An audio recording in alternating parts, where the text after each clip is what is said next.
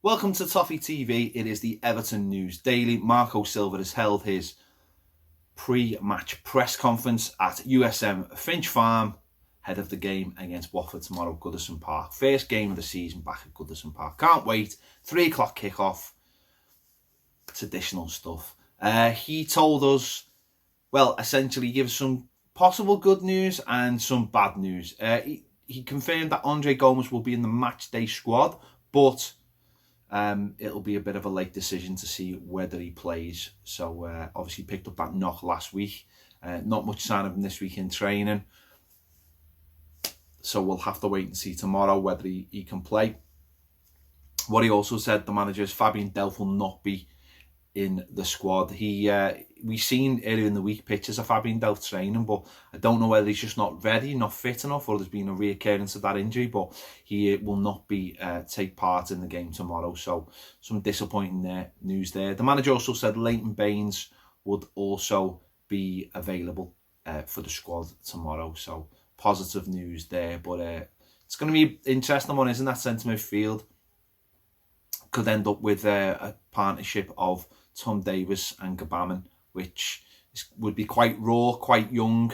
But if it is Tom, big chance for Tom to just set a stall out for the season and show everyone what he's about in a game where, you know, Everton will hopefully be looking to pick 3 points up. So we'll have to wait and see what the manager decides tomorrow, where Andre Gomes is in his fitness levels. So interesting stuff from the manager. The manager was also asked about Morgan Schneiderlin. Again, we mentioned this yesterday about leaving the club, and he said him and Gbamin are two players for the same position. So you know, there's no chance of him leaving. You know, the way he looks at it, it's Delph and Gomez, it's Gbamin and Schneiderlin, and possibly Tom and Sigurdsson for that forward role, as well as Iwobi for that position as well in midfield. So interesting questions there about them. He completely just refuted the idea of him leaving the club. He just having none of it. So Morgan Schneiderlin will be staying with the club for the time being. He was asked about other players leaving as well, and he said there's possibilities that Kevin Morales and Nias could leave the club, as well as other players. There's been links today from Belgium saying that Everton have been trying to get Morales.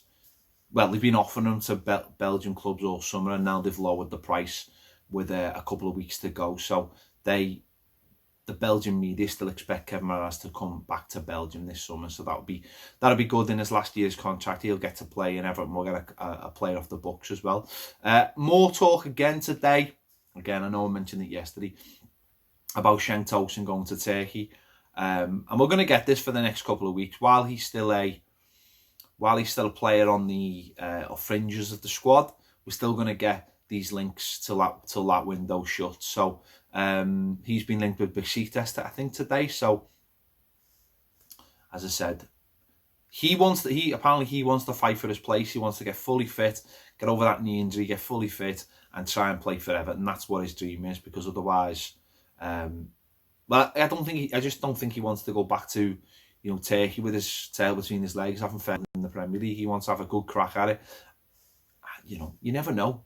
Stranger things have happened. Careers have been turned around on moments in games. So we'll wait and see on that one. At least, you know, he wants to fight for the club and he wants to play for the club. That's really, really good. Yeah. So for Watford tomorrow, they've got possibilities of a couple of players making their debuts. Danny Welbeck is one of those players who could make his debut tomorrow. Someone who was linked with Everton during the summer, but finally went to Watford on transfer deadline day. So he could make his debut tomorrow. So we'll wait and see. We'll wait and see what happens. They've had a bit of a bad run of recent, the back end of last season, and obviously starting the season with a 3-0 defeat at home to Brighton. So it's up to Everton to get at them tomorrow. And Marco Silva was highlighting how well the defence has done as well in his press conference. So he's been talking that up, and it's going to be needed tomorrow, I think. So we're looking forward to tomorrow's game. One last thing as well. We're coming into the last week of the stadium. What's the word I'm looking for? So one last thing as well, we're coming into the last week of the stadium public consultation. I was at a Q&A with Denise Barrett Baxendale last night and Colin Chong, and they were saying how well it's going, how well the public consultation's going. But it's really important now in the final week that if you haven't filled in the questionnaire, please do so. The club are pushing it now massively. I've had a couple of emails off the club today pushing out stories. So if you haven't done it, please do it. And if you've got, members of your family who are Evertonians, get them to do it. Or even Reds, in your family, get them to do it.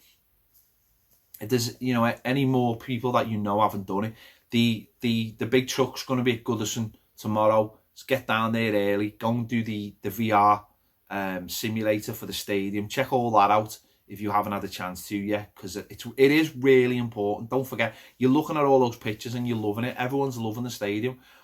This is a big part of it. This is something that can really help with getting the planning application through as easy as possible. And the thing about planning application, it could take 3 months, it could take a year if it gets called in to be looked at government level. So help the club, help ourselves. Go and do the questionnaire, whether it's online or whether it's down at the big battle bus at Goodison Park or the other places it's going to be over the next week. Make sure you do that, because it is really important for the future of Everton Football Club that we get this stadium sorted out. It takes us, short a time as possible.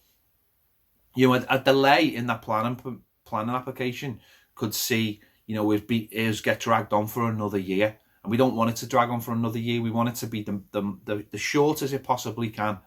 So, wherever you are, even if you're overseas and you're watching this, if you're watching this in America or Australia or Ireland or wherever, you do it as well, because you're just as important to do this as well.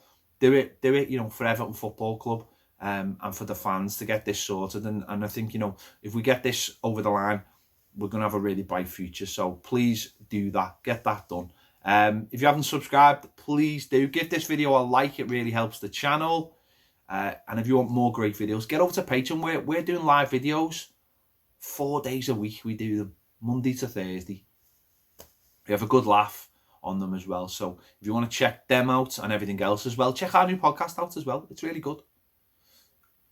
Thanks for watching Toffee TV. I'll see you later.